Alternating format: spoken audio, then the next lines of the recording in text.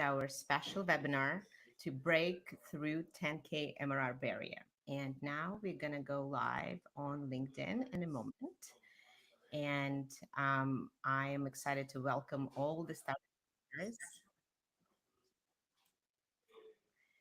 Fantastic. We are live, and today we're going to dive into startup strategies to help you break the 10K MRR barrier. And if you're just joining and you cracked the 10K MRR milestone, congrats. First of all, it's a very exciting milestone. It means you have customers who are willing to pay for what you've got. And that's amazing news. And today we're going to talk about how to take that momentum and break through the 10K. And certainly, I still remember those days as entrepreneur scaling my company at tech and parent communication called ClassTag, and we scaled to 5 million parents and teachers, and um, through product-led growth as well as B2B monetization. And today I'm going to share with you the lessons learned, the strategies, and of course, what I am now sharing with my mentors and helping them scale to 100K MRR and beyond, really leaning into the key strategies that's working for them, that's working for their customers, and driving the scalable growth that we all want and need. So if you're just joining and you're excited to learn the strategies to grow your startup past 10K MRR, please write growth in the comments, and we will get started. So the good news is that you got here. The good news is that you have customers who want what you've got and they are paying you. And that's no easy task to accomplish. So that's the great news that you have something that's starting to churn, that's starting to work. The bad news is that what got you here will not get you there.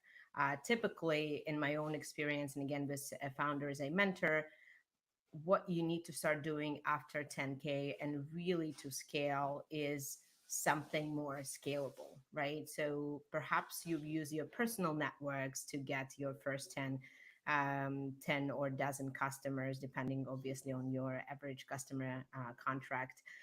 You leveraged various things that don't scale, maybe like in my experience, I grabbed my first 100 teachers by hand in New York City, just leveraging various parenting groups that I was a part of. But those things, they don't really scale. You can't really build a sustainable business, venture scale business, leveraging those moves. So you need to learn the new moves, the new strategies, and especially how to stack them, right?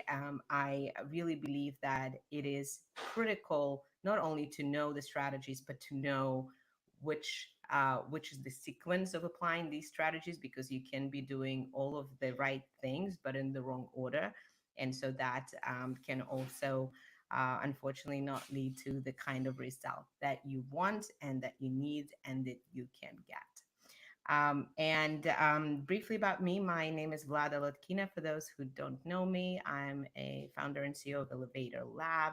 It's a coaching program where we help startup founders grow with confidence and without borders, so they can go from idea to scale, idea to exit, whatever their plans are. And do that with the right network and support. We're also very selective about the founders we work with, because we put our name, our effort, and our networks to work for them. So that's why, if you are a serious founder ready to grow, certainly pay attention till the end. You'll have a special offer available to you. And in the meantime, I want to start with the top three strategies. The number one strategy and a general mindset is your customers, the dozen or so customers that you already got, are a gold mine.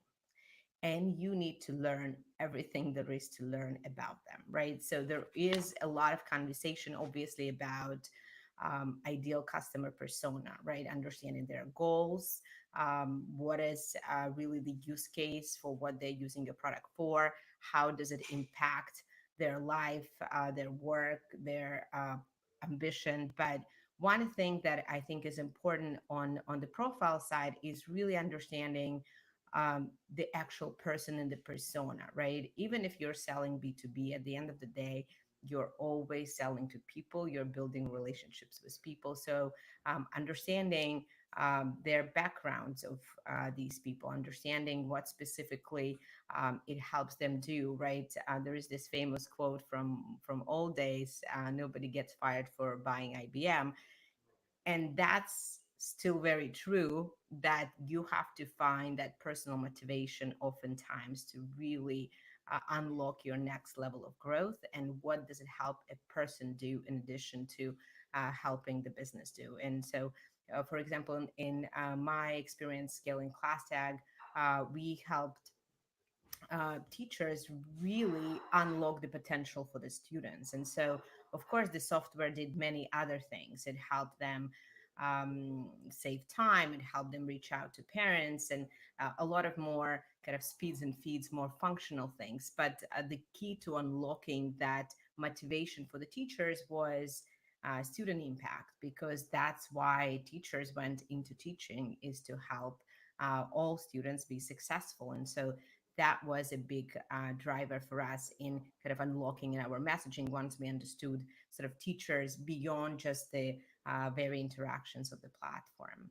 The other piece about customers that you've got is understanding what content they want to consume, what are the key problems surrounding your problem area, who do they trust, what associations they are a part of, where they learn about new tools, who, which influencers they follow, what are the opportunities for you maybe to leverage that network to go and present in their associations and various affinity groups. And so really going deep in uncovering your go to market and your content levers is going to serve you um, to be the foundation of your go to market strategy. So if you haven't really focused in talking to your customers about the aspect that can support your go to market, it's going to be really key. And then the last bit of customers as a core asset and gold mine is, of course, case studies and your testimonials. In our experience, one of the things we've done in the early days, and it really propelled 2x, 3x year over year growth that we needed to be on the venture train, was uncovering, for example, what the customers were switching from, right? And so that's usually the easiest customers to take if you are in a market where there were pre-existing solutions and now they're graduating for your solution. The easiest way, the cheapest way, is to take customers who already understand the general value of what you are providing, but you have a better product. And so in our case, we found out through surveys and interviews that 70% of our early teachers were switching from two major platforms that were in the market before we started class tag. And so we really doubled down on it, but also doubled down in a way, not because saying that we think our product is better, but doubling down on what teachers were saying who were graduating from those platforms to ours. And that was really magical, amplified with paid media that allowed us to scale very quickly. But again, it was leaning into the core customer, core persona. And so they were on the front lines as our spokespeople.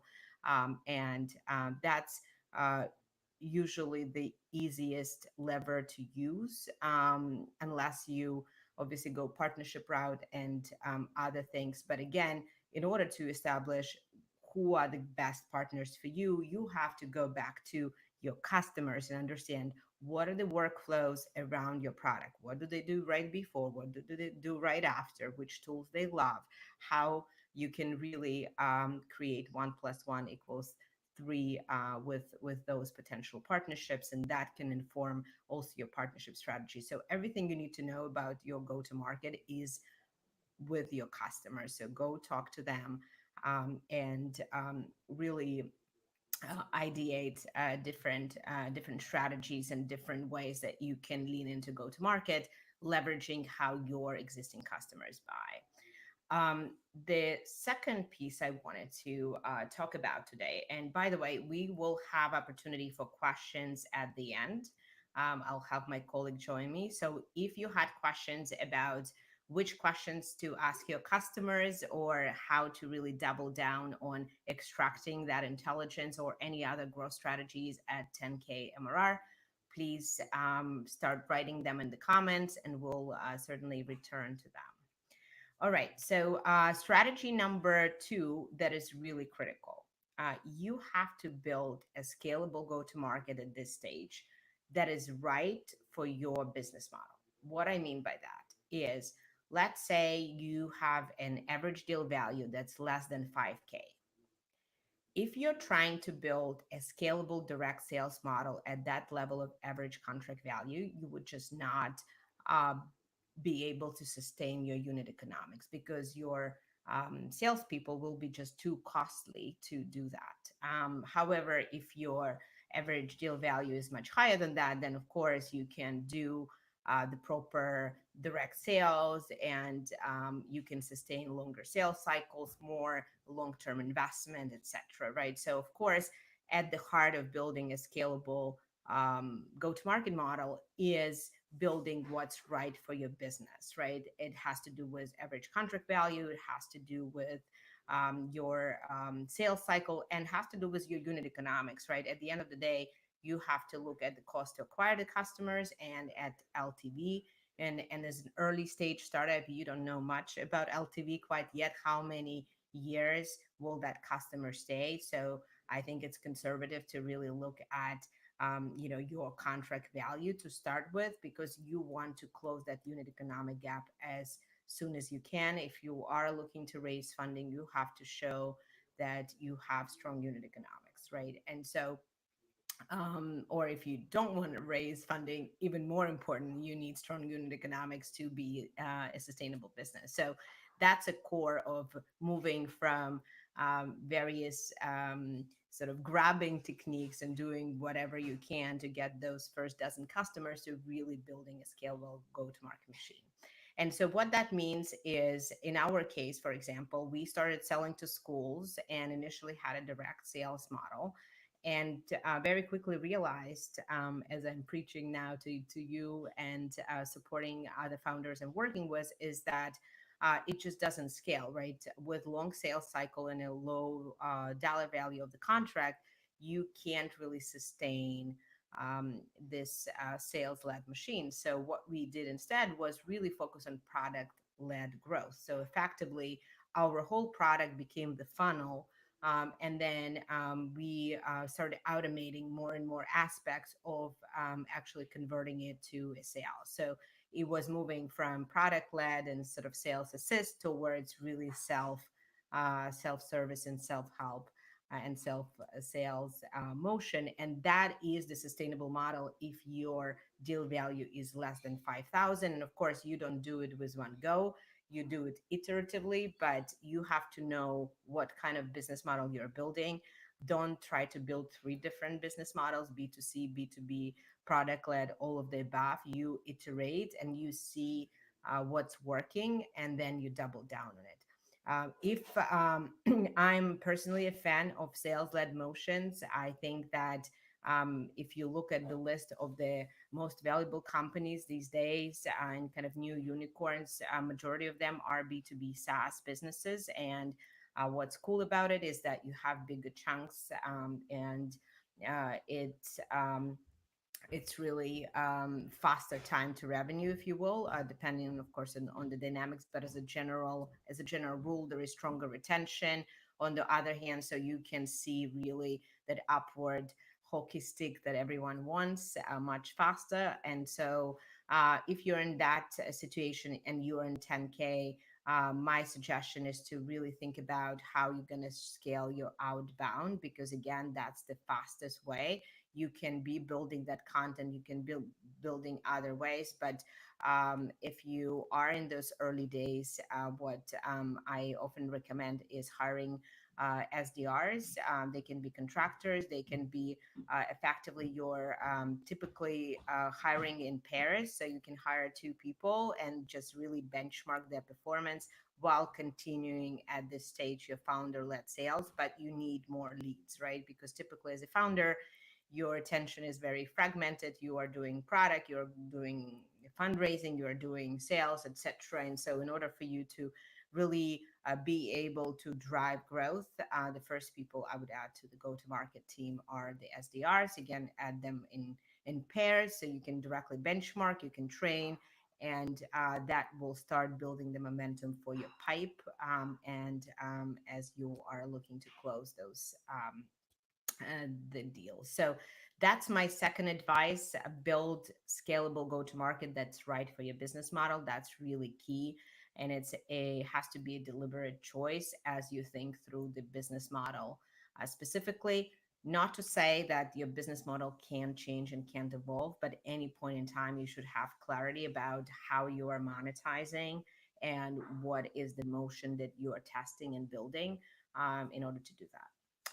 All right, here's strategy number three, and this one is so often overlooked. I probably half of the founders that come to me at an Elevator Lab, they often come, let's say, at 30K or so MRR, and then once you start unpacking that, they have three segments they're serving right now, maybe small, medium, large companies. They have different use cases that they buy their solution for, and so they when they do any sort of product market fit analysis or really understanding the value, it's all noise, right? Because they're using it for different things and to solve slightly different problems. And then lastly, they have different go to market channels that are needed to reach them. So now, instead of having a single value proposition that's directed to a single persona in a single channel and trying to scale it to $1 million plus, you'll have to scale 9 or more permutations of this. And this is the most important thing. If there is one thing you remember from this talk about breaking 10K MRR barrier, is really leaning into what's working and leaning into one persona, one value proposition, and one channel until you reach 1 million. And again, startups are all about iteration, right? So that can change over time as you learn more. But at any point in time, that clarity is so critical, because if you don't have clarity, if you don't know exactly who you're talking to, why you're talking to them, and how to reach them, and really putting all your limited resources into those buckets, you just can't win. Most markets are too competitive to do it. And so, for example, in our experience, what we found is we were serving all teachers in the early days of ClassTag, and that became very challenging, because even within one profession, such as teachers, there's still a lot of different pockets of what they really want and need. And so we doubled down on one segment, which was K-2 teachers, those that don't use kind of learning management platforms, and parents are really engaged and need to be engaged in particular in those. And then as a second dimension, we leaned into ESL, or in where diverse populations are, so-called Title I schools in the United States. And so um, all that to show you that you have to be very specific, and win your pond, win your segment first, because that gives you now very concrete things you need to go write about, very specific conferences to go to, very specific partnerships to do. And that just builds the momentum, that builds really what you need to do to scale. Oftentimes, word of mouth, of course, is a big part of it. Um, Even if you don't have a specific referral program that you're looking to build, you just gain momentum by be creating the density within a specific persona, within specific channels, and look for those signals, look for what's working, and really, really double down on that until you hit $1 million plus before you start branching out, right? Another amazing quote that I love is that most companies die of indigestion, not starvation. So as you think about those persona and how to really double down, remember this, right? Sort of focus is key. And again, I learned the hard way as entrepreneur getting started, and the more we got specific, the more we leaned into specific messaging that allowed us to have not only product market fit with the customers, to make sure that the customers we're bringing in can be retained, they get the kind of value, and allow us to evolve our product in a way that is really aligned with their goals and getting deeper in meeting those goals, but also aligned on the messaging front. Because oftentimes, what I'm seeing with founders again is that their product might have a really strong product market fit once they handhold their customers through onboarding. But now, as you're looking to scale, you need the messaging, the onboarding, the other elements to do the work for you. And that is exponentially easier to do when you have one persona, one channel, one value proposition. So that's strategy number three. So to recap, we have customers are gold mine. Everything you need to know is in their heads. If you are concerned about competition, it's good to know what they're doing, but double down on customers. Everything you need is in their heads, in their hearts, and go learn that. Number two is build go to market strategy that's scalable and right for your business model. So we talked about different deal value and how that impacts the kind of go to market you should be building and testing out. And number three, until you hit 1 million ARR, do one thing, one persona, one value proposition, and one channel. And even though I feel like a broken record, I don't think I can say it enough. It's something that I learned the hard way, and now I'm so excited to support founders to really identify that strong signal and really double down on it, because that just exponentially increases their success uh, and waste of resources that you have otherwise. And we are ready for questions. So if you type some question, we'll get to them. If you haven't, you can do that right now. Ask tricky questions, whatever questions you want. I will have Eva, who is a growth strategist here at Elevator Lab. She will join me in a moment. But in the meantime, I'll tell you about special offers. So as a coaching program, of course, what we covered today is just a tip of the spear, is a very high level strategies. And of course, they have to be specific to each founder. Plus, of course, being in your corner, going through ups and downs of entrepreneurial journey. And that's exactly what the mentorship is for. It played a huge part in my life when I was building a company. And so now it's a big give back. So for founders who are serious about scaling and going way north of 10K MRR, I invite you to go to my LinkedIn profile. You can take a moment now and DM growth.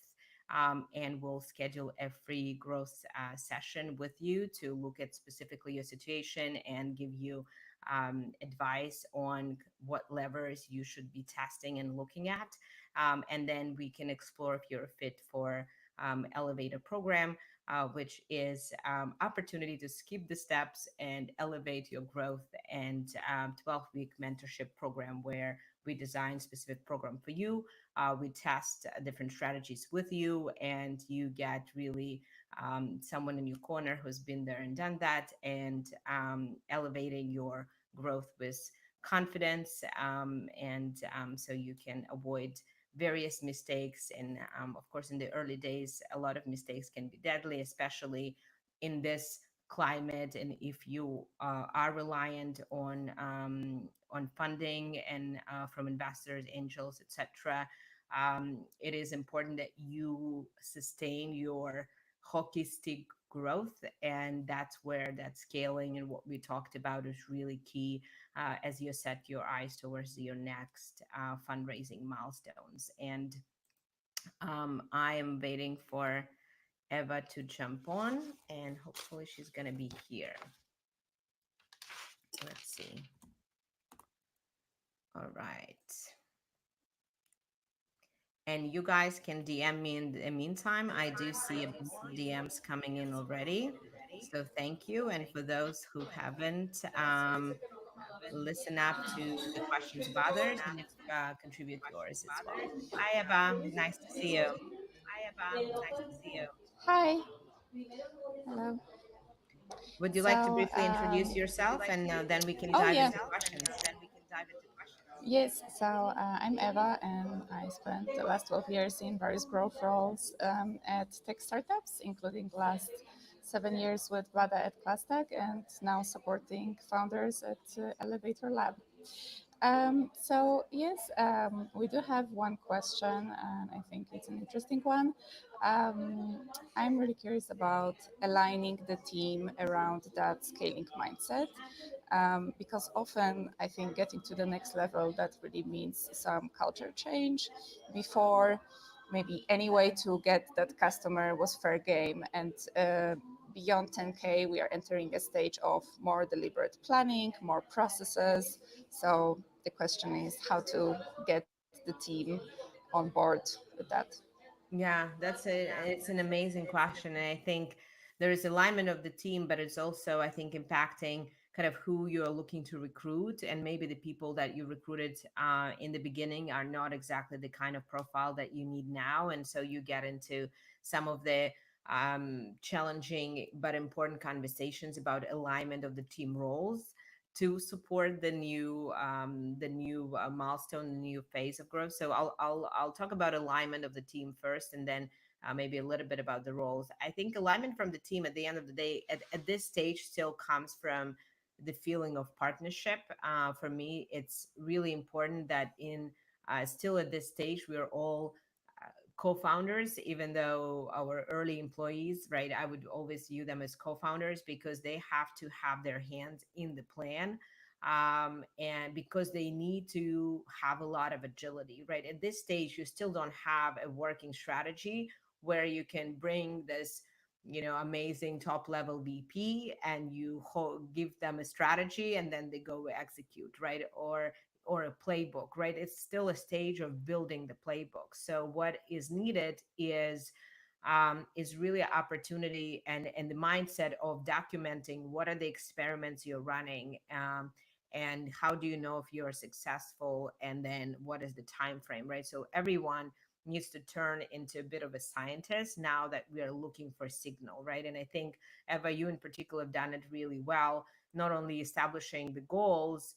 for, hey, this month we want to break, this barrier, but we had these really fun plans, like we had a 10x growth model, right, where we were saying, hey, what does it take, right? And you were building that model, right? We just came up with this BHAG goal, but everyone on the team, I think, has to really understand what what does it take, right? And sort of what are the different knobs you can move in order for it to work. Is that fair? Yes, definitely. I think at this stage you are really looking for people ready to take ownership and people with curiosity that really enjoy seeing the numbers grow. And it's almost like a game that becomes somewhat addictive. I think that's the kind of people you want on the team at Right. that stage. So we have another quick question from Jess, who is asking, what's one piece of advice you would give to founders who are close to reaching the 10K MRR but feel stuck? Well, I think, certainly people get stuck for different reasons. I think that one of the biggest biggest issues, I would say, just looking across different founders, is I think that is lack of clarity, right? And I talked about it several times and repeat, but if you don't have clarity about the persona you are pursuing, that becomes very challenging to scale because you are effectively paralyzed. You don't know which conferences to go to, which content to write, which outreach strategies work, right? Because if you are trying to be everything to everyone, and maybe your initial dozen or so customers had, all different profiles, that becomes very hard to find the signal. And so you have to continue to experiment and see which type of customer can I get two, three, four, five more of, right? So that becomes my signal. And I don't think, honestly, there is a single answer usually, right? There are probably wrong answers, but I don't think there is a single right answer. You just need to know, to look for that signal and be very deliberate about finding it. And I think that brings us back to this idea of taking ownership and being scientists, because, until, let's say, we found some signals, right? We've tried five different things, and that just, and that also, uh, uh, in a way, goes back to your mindset as a founder, as an early team members, is that you just can't look at it as failure, right? You have to be motivated by saying, oh, this experiment failed. How fun. Let's go find something that's working, right? I know it's really, really hard to do. We're all normal people. We want to succeed. And not only normal, most founders are type A, ambitious, and they want to succeed, right? But you just need to be ready for the motions. Also, it's so tempting to skip this step and skip the research step because you want so badly to the numbers to improve and to make the sale, but it feels like a shortcut in the moment, but it's really not. Yeah, and I think that's actually an excellent point, because what happens is, if you pour a lot of dollars, let's say you just raise around your 10K MRR, and then you say, "Oh my God, I need to get to $1 million ASAP. I have this chunk of change, cash, sorry, not change, cash." And you're saying, "Okay, let's pour it into marketing. Let's scale." But if what you have is not ready for scaling, then you're going to waste a lot of money. And at the end of this process, these customers will not be retained, um, and you will not have money. And so then you're really screwed, at the end of this process. So um, and I would say one of the big learnings for me, and something I'm sharing with founders, is, of course, when you have investors, you have pressure to grow fast even more, right? You promise them this hockey stick growth, you show them the plans. But if in your gut, as a founder, you feel that you are not ready to scale, and some early tests are telling you you are not, don't do it. Go back to your investors and tell them, guys, I don't want to waste your money. Here's my new plan, where we spend another, I don't know, 2 months or 3 months, even, doubling down on our research, persona, this, that, product, something, right? That really trying and testing things until you see something that's really stands out and allows you to lean in. Because otherwise, you're going to put yourself in a hole, and from that hole is much harder to get out of, than the hole when you have the money. And I think that, again brings us back to mentorship, because as a first time founder, it's just really, really hard to have the confidence to, to face the investors. And many times investors will not volunteer that idea that you need to change the plan right after you've raised. But if you are in that situation, it's really important. And at the end of the day, they are looking for your long term success. They want a big exit, not the fact that you go from 10K MRR to 30K MRR, and that's going to be the end of it, right? They're investing on the premise that you have millions of dollars in MRR, um, and by the time you're looking to exit the business. Awesome.